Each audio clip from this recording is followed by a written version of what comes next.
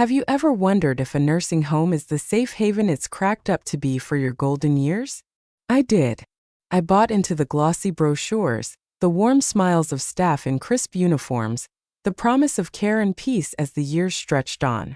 At 78, I thought I'd found the answer, a soft landing after a lifetime of hard work. I was wrong.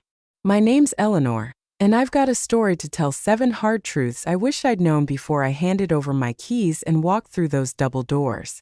If you're thinking about this for yourself or someone you love, stick with me. Because what I found on the other side wasn't comfort or security. It was a regret that still sits heavy in my chest, and I'd give anything to turn back the clock. I grew up in Oregon, where the air smells like pine and rain clings to everything like a second skin. For 40 years I taught first graders in a little schoolhouse tucked between the woods. My days filled with sticky fingers, alphabet songs, and the kind of chaos that keeps you young. My husband, Daniel, was my rock, a quiet man with a carpenter's hands and a laugh that rumbled like thunder. We built a life in a cedar-shingled cottage just outside Eugene, surrounded by a garden I tended with more love than skill. Daisies, lavender, roses, they spilled over the fences, wild and free, just like us. When Daniel passed 3 years ago, a piece of me went with him, but I held on. I had my routine's coffee on the porch, grading imaginary papers in my head, winding up the old music box he'd fixed for me one rainy afternoon. It played Somewhere Over the Rainbow, tinny and sweet, and it kept him close. But age has a way of creeping up, doesn't it? My knees started creaking louder than the floorboards, my hands shook when I poured tea, and the stairs to the bedroom felt like a mountain some days. My son, Paul, and his wife, Lisa, started hovering, gentle at first, then insistent. "Mom, you can't keep doing this alone," Paul said one evening, his brow furrowed over a plate of my lumpy mashed potatoes. "What if you fall? What if you need help and we're not here?" Lisa nodded, sliding a pamphlet across the table. Willow Creek Care Home. All soft blues and smiling faces. "It's not giving up," she said. "It's making sure you're safe. They've got nurses, activities, people your age. You'll love it." I looked at the cottage, the chipped mugs on the shelf, the quilt Daniel's mother made, the music box humming its last notes, and felt a pang. But they were right, weren't they? I couldn't keep up forever. So I said yes. Packing up was like peeling away my skin.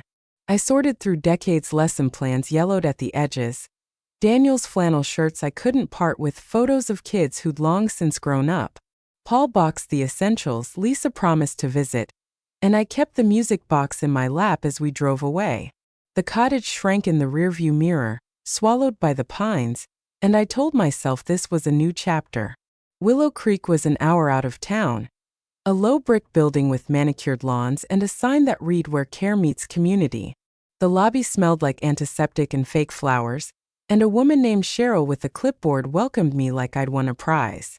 "You're going to fit right in, Eleanor," she chirped, leading me to my room, a square box with white walls, a single bed, a chair that wasn't mine. I set the music box on the nightstand, wound it up, and let its shaky tune fill the silence. "This'll be fine," I thought. "I'll adjust." The first night shattered that hope. I lay in the stiff sheets, the mattress thin and unyielding, listening to the hum of fluorescent lights down the hall. No crickets chirping outside, no rustle of leaves against the window, just a sterile quiet that pressed against my ears.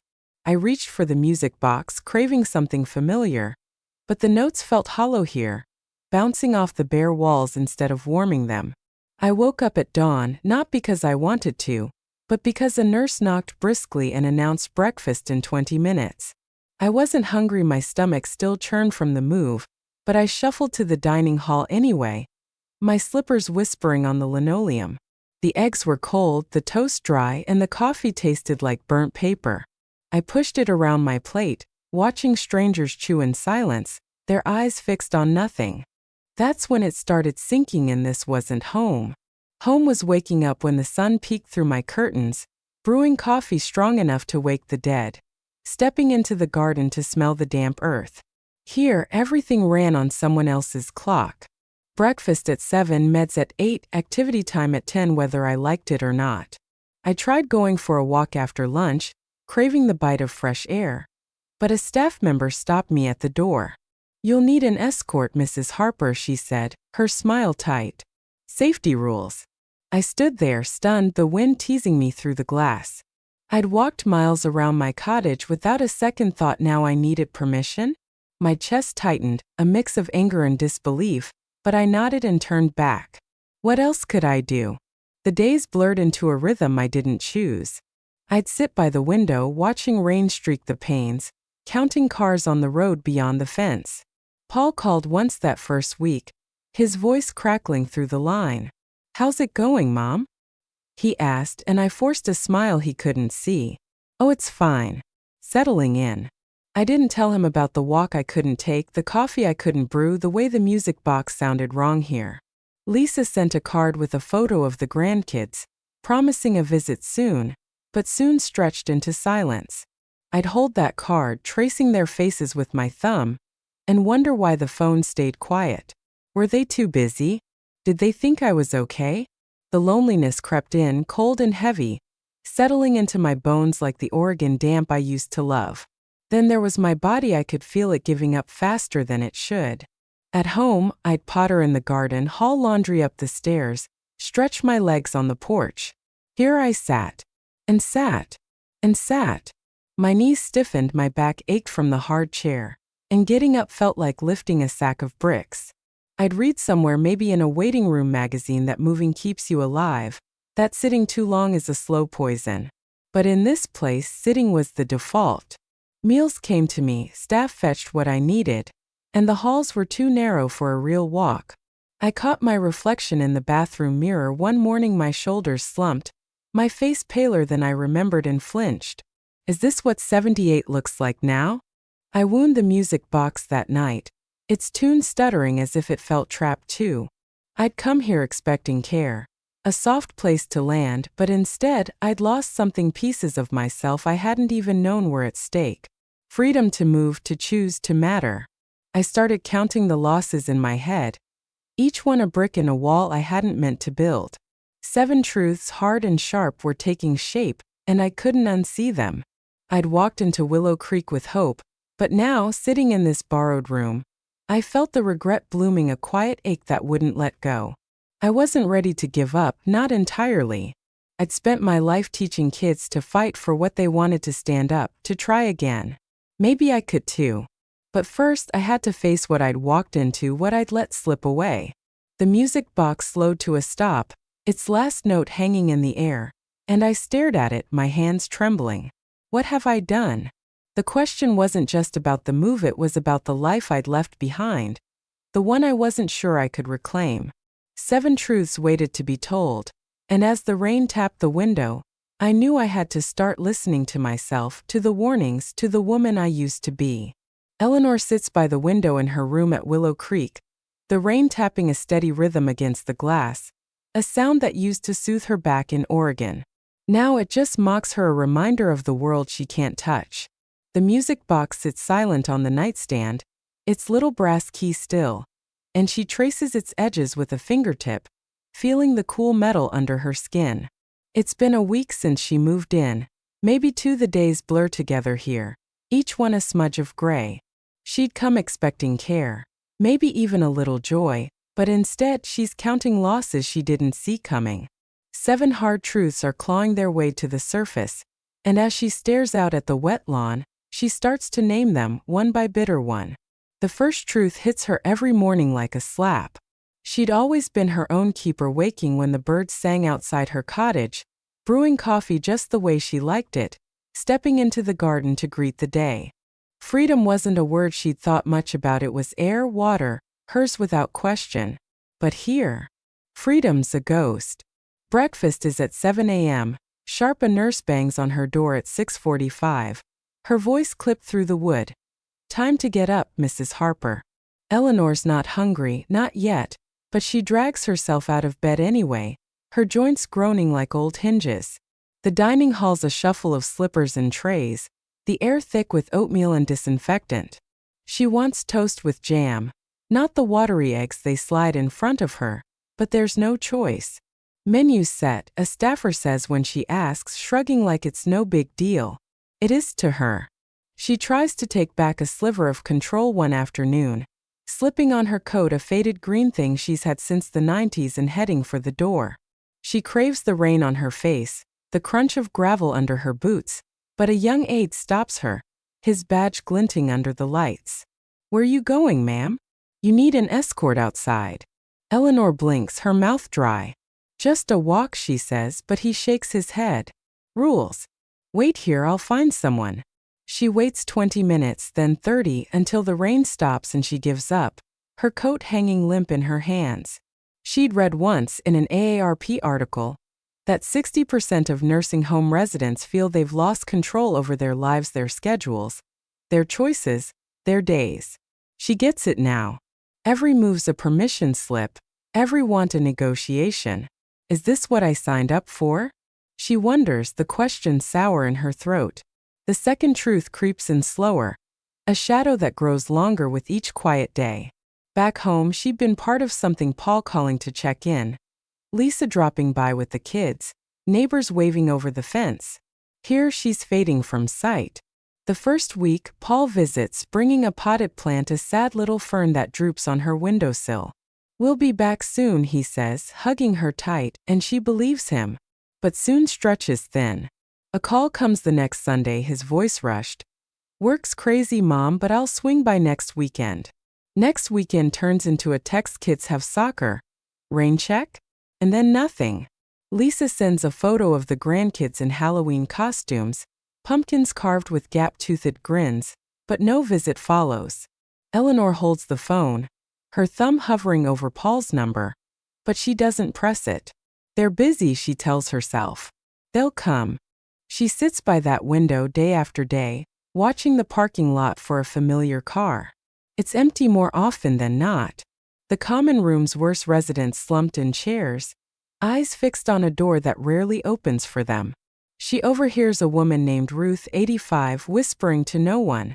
"My daughter said Thanksgiving," but her voice trails off and Eleanor feels a lump rise in her chest. She'd seen a UCLA study once. Tucked in a library book, loneliness in older adults spikes depression risk by 40%, wears down the heart, the mind. She feels it now, that weight pressing her into the chair.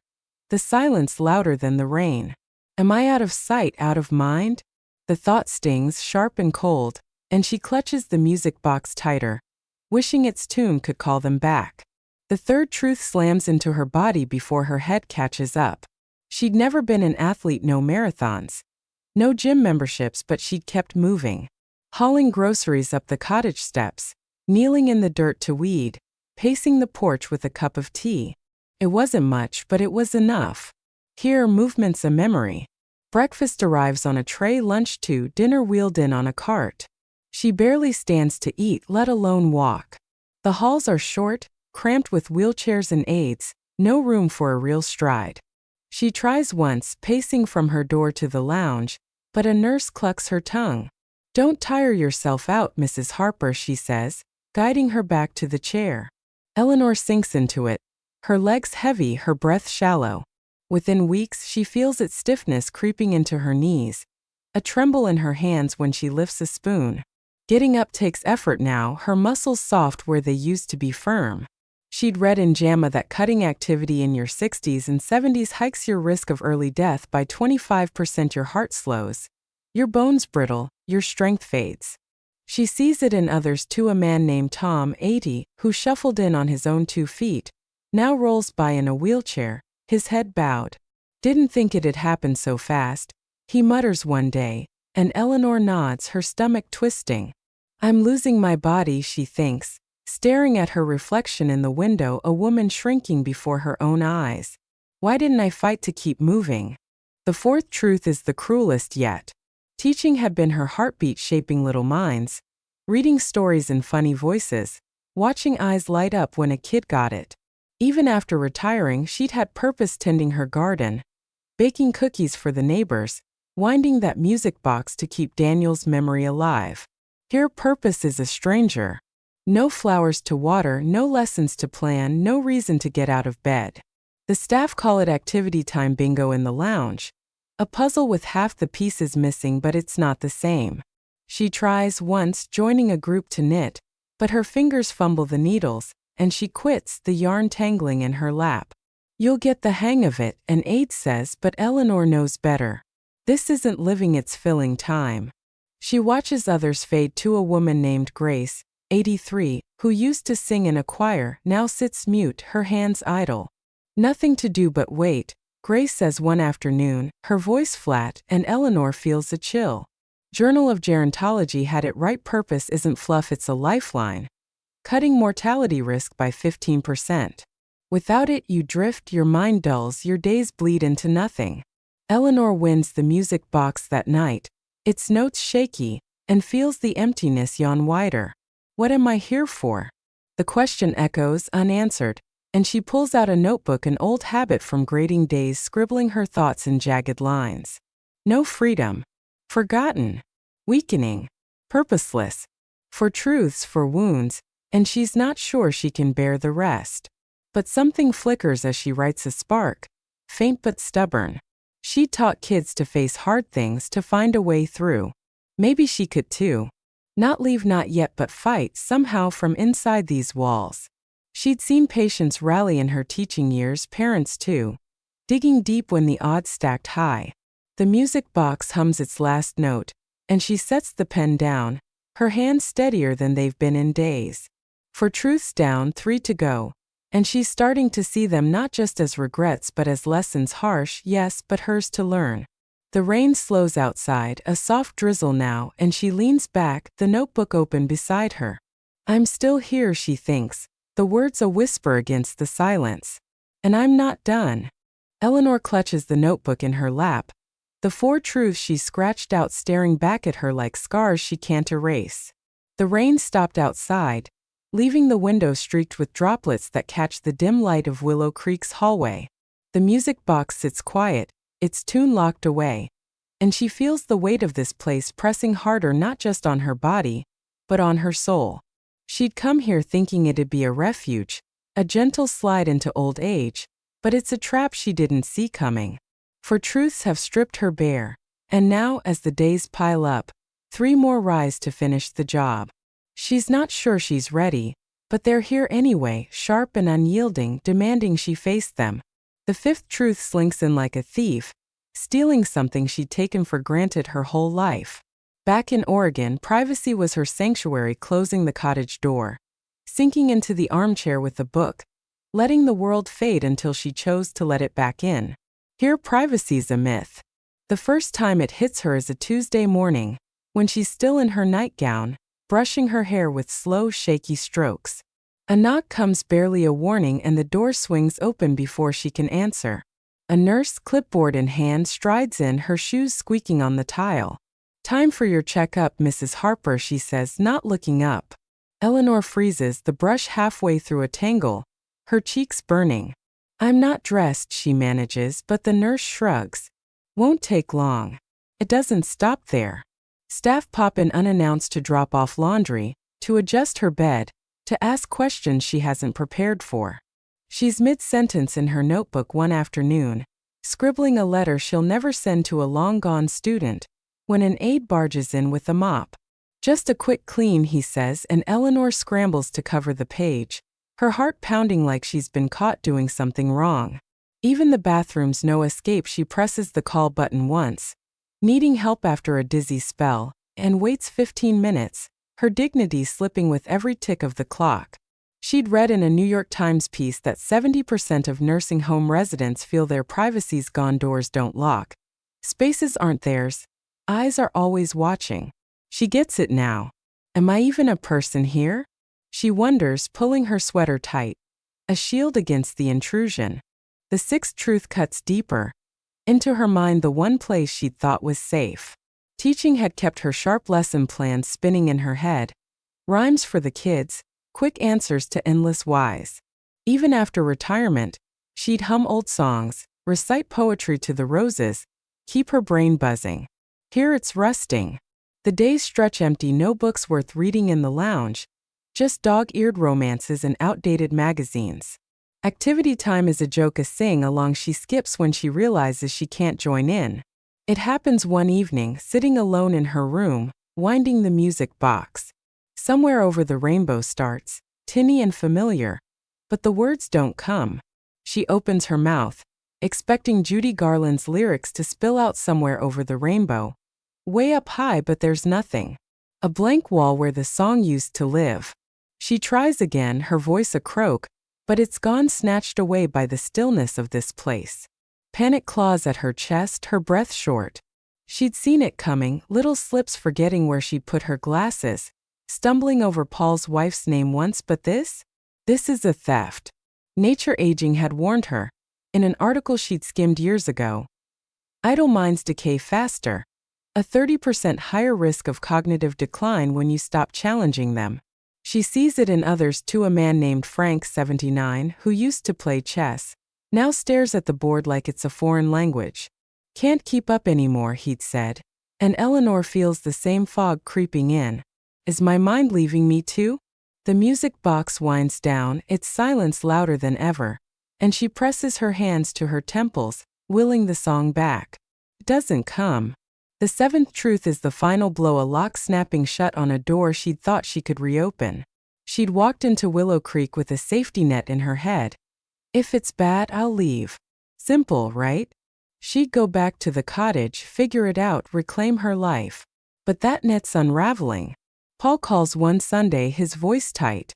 Mom, we're thinking of selling the house, he says, casual as if he's talking about the weather. It's just sitting there costing money. You're settled now, right? Eleanor's stomach drops, her fingers gripping the phone. Settled? She echoes, but he barrels on. It's for the best.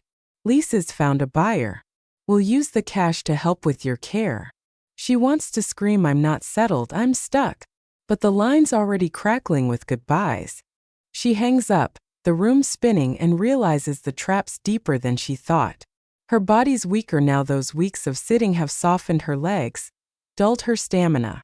She couldn't haul a suitcase up those cottage stairs, couldn't shovel the walkway come winter. Forbes had it pegged 40% of people who enter nursing homes never go back, their homes sold, their strength sapped, their options gone. She sees it in others too. A woman named Clara, 82, who'd planned to leave after a month, now whispers, they rented my apartment. Nowhere to go. Eleanor's hands shake as she winds the music box, but it won't start. The springs jammed, stuck like her. I can't get out, she thinks, the truth sinking in cold and final. It all crashes down one afternoon a week later. Paul calls a rare treat and she's fumbling to sound cheerful, asking about the kids. How's little Tommy doing? She says, picturing his gap-toothed grin. There's a pause, then Paul's voice confused. Mom, you mean Charlie? Tommy's Lisa's cousin's kid. The phone slips in her hand, her breath catching. She'd forgotten not just a name, but her own grandson. Right, Charlie, she stammers, but the damage is done. She hangs up, her chest tight, and staggers to the bed, the room tilting.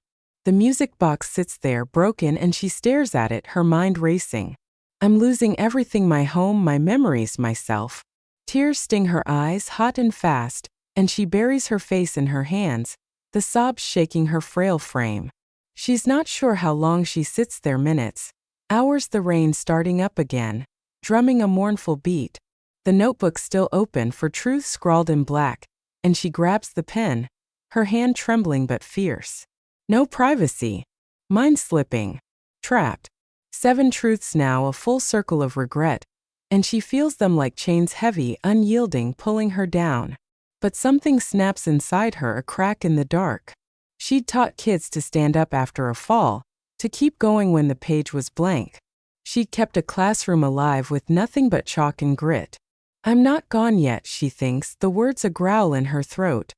She wipes her eyes, the rain loud against the glass, and looks at the music box. It's broken, yes, but maybe not beyond repair. Maybe she isn't either. She can't leave Willow Creek, not now, not with the cottage gone and her body faltering. But she can fight for her mind, her spirit, the pieces of herself still left. The pen digs into the page as she writes one more line. I won't let this win. It's not a plan, not yet, but it's a spark, a teacher's stubborn fire, flickering in the gloom. The rain pounds harder, and she lifts her head, her jaw set. 7 truths have broken her open, but they've also shown her what's at stake. She's down, but she's not out, and that's where the real story starts. Eleanor grips the notebook, her fingers tracing the 7 truths she's etched into the pages, a litany of regret that's haunted her since that call with Paul, since forgetting Charlie's name broke her open. No freedom. Forgotten. Weakening. Purposeless. No privacy. Mind-slipping. Trapped. The rain beats against the window, a steady pulse that matches the thud in her chest, and the music box sits lifeless on the nightstand, its spring jammed, its silence a taunt. She's 78, locked in Willow Creek, her cottage sold, her old life a ghost. But that last line she wrote, "I won't let this win," burns in her mind, a spark in the dark. She taught kids to stand up after a fall, to fight for the next page. Now it's her turn. 7 truths have torn her down, but she'll face them one by one, in order, and build something back. She starts with the first truth: losing her freedom.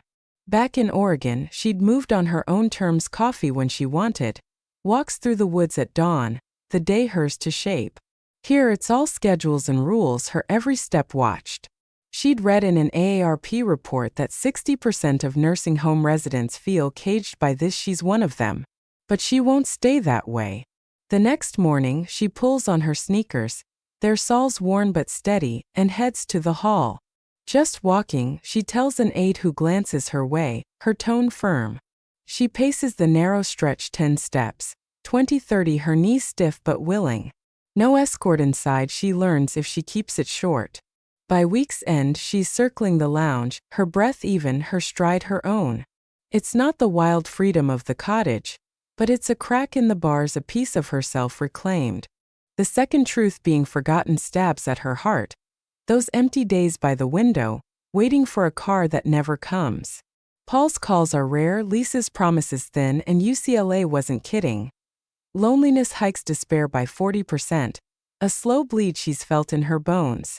She's done waiting for them to remember. She picks up the phone one evening, her hands trembling but sure, and dials Paul. "Tell Charlie I want to hear about his soccer game," she says, cutting through his excuses. "Come by when you can." He mumbles a yes, surprised, and she hangs up before he can back out. She grabs her notebook, scribbles a note to Lisa, "Bring the kids. I've got a story for them," and shoves it in the mail slot. They don't show that weekend, but Paul calls Sunday, Charlie chattering in the background, and Eleanor smiles, small but real. It's not the porch chats of old, but it's a thread, a lifeline she's pulled tight. The third truth: her weakening body is a battle she can't ignore. She'd let it slip, sitting too long, letting trays replace the work of living, and Jamma had warned her. Cut movement after 70, and your risk of fading early jumps 25%. She's felt it: the stiffness, the tremble, the weight of doing nothing. She doubles down on her walks, pushing past the lounge to the dining hall, her legs protesting but gaining ground. She grips the railing at first, then lets go, her balance shaky but growing. One afternoon, she lifts a water pitcher heavier than she'd like and pours without spilling, her hands steadier than they've been in months. She catches Tom, the wheelchair man, watching her. "Keep it up," he says, and she nods, sweat on her brow. It's not hauling garden dirt, but it's strength hers, fought for, won. The fourth truth: losing purpose had hollowed her out most. Teaching was her pulse, gardening her breath, and here she drifted, a shell with no North Star. Journal of Gerontology pegged it. Purpose cuts mortality risk by 15%, and she'd felt the lack like a wound. She finds it in the lounge one day, sitting by Grace, the ex-singer, with empty eyes. "You ever sing this little light of mine?" Eleanor asks, and Grace blinks, then hums, faint but there. Eleanor pulls out her notebook, reads a story she scribbled, a tale of a lost bird finding home, and Grace's lips twitch, a half smile. Word spreads, and soon Ruth and Tom join. A tiny circle listening as Eleanor's voice carries. She's not in a classroom, but she's teaching, lighting sparks, giving them something to hold. Its purpose, small but fierce, and it lifts her from the drift. The fifth truth: no privacy is a quieter fight, but no less real.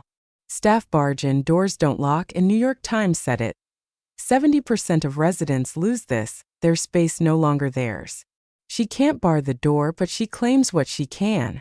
She drapes her shawl over the chair, a soft wall between her and the world, and tucks her notebook under the pillow when she's done. She times her shower 6 a.m. before the chaos and stands under the water, eyes shut, the steam hers alone. One morning an aide knocks mid-sketch, and Eleanor holds up a hand. 5 minutes, she says firm, and the aide backs off startled. It's not the cottage's silence, but it's a boundary, a line she's drawn in the sand. The sixth truth, her slipping mind is the beast she fears most, that blank where somewhere over the rainbow used to live. Nature aging had it right. Idle brains fade 30% faster, and she'd felt the fog roll in. She fights it with her pencil, writing letters to phantom students. Dear Sammy, you loved my rain poems, pinning memories to the page. She begs crayons from an aide, sketches roses from the cottage garden, their thorns sharp in her mind. Her hands fumble, but the lines grow surer, the colors brighter. One night she winds the broken music box out of habit, and though it's silent, she sings somewhere over the rainbow. Skies are blue, the words shaky but whole. She stops breathless, tears pricking her eyes. It's back, fragile but hers, and she's holding it tight. The seventh truth, being trapped is the hardest to face. The cottage gone, her body too frail to run. Forbes wasn't wrong. 40% never leave, and she's one of them. She can't escape, but she can build. She asks a maintenance man about the music box, can you fix it? And he returns it days later, its tune ringing clear. She plants a marigold cutting in a cracked mug, hiding it on her sill, watering it in secret. It sprouts gold against the gray, a whisper of Oregon. She walks the halls daily now, no aid unless she asks, and feels the cage bend, not break but give. A year turns, rain to sun and back, and Eleanor stands in the lounge one afternoon, her notebook open, her voice strong. It's story hour, her creation, and 15 residents sit, eyes bright, as she reads a tale of a teacher lost in the woods, guided by a song. Grace sings This Little Light of Mine after, her voice thin but alive, and Tom claps, his hands steady. The music box plays, its notes weaving through the room, and Eleanor feels it, freedom in her steps. Family in Paul's next visit, strength in her grip, purpose in their smiles, privacy in her corner, her mind sharp, a life within these walls. They cheer loud and warm, and she closes her eyes, the marigold glowing on her sill. She's not the Eleanor of the cottage, that's a past she can't reclaim. But she's not the broken woman who walked in either. 7 truths tried to bury her, but she turned them into tools, a ladder out of the dark. Paul brings Charlie soon after, the boys laugh echoing, and Eleanor tells him a story, her voice sure. The marigold blooms, the music box sings, and she's alive, not just surviving but thriving, in a way she'd never expected. She sits by her window that night, the rain soft now, the tune of Somewhere Over the Rainbow curling around her. Regret brought her here, but it taught her too. Life's not the walls you're in, it's the fight you wage, the light you find. She'd lost so much, but she'd gained something, a strength forged in loss, a community born from nothing, a self she'd remade. What about you? Her story whispers, quiet but bold. What will you fight for wherever you stand?